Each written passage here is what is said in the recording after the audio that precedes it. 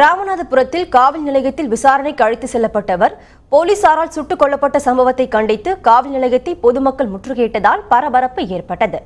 ராமநாதபுரம் மாவட்டம் தொண்டியில் உள்ள எஸ்பி பட்டினத்தில் வழிப்பறி புகார் தொடர்பாக சையத் முகமது என்ற வாலிபர் காவல் நிலையத்துக்கு அழைத்து செல்லப்பட்டார். அப்போது ஏற்பட்ட தகராறில் உதவி ஆய்வாளர் காளிதாஸ் என்பவர் துப்பாக்கியால் சுட்டதில் முகமது உயிரிழந்தார். இந்த சம்பவம் அப்பகுதியில் பெரும் பரபரப்பை ஏற்படுத்தியுள்ளது. உதவி ஆய்வாளர் காளிதாஸை கைது செய்ய வேண்டும், பணி நீக்கம் செய்ய வேண்டும் என கோரி பாப்புலர் ஃப்ரண்ட்ஸ் ஆஃப் இந்தியா உள்ளிட்ட அமைப்புகள் காவல் நிலையத்தை முற்றுகையிட்டு மறியல் போராட்டத்தில் ஈடுபட்டனர். அப்போது போலீசார் தடியடி நடத்தி கூட்டத்தை கலைத்தனர். தொடர்ந்து அப்பகுதியில் பதற்றமான சூழல் நிலவி வருகிறது. காவல்துறை துணை ஆய்வாளர் காளிதாஸ் அவர்கள் ஒரு 30 வயசு தக்க சையது முகமது என்ற இளைஞரை விசாரணை என்ற பெயரில் அழைத்து கொண்டு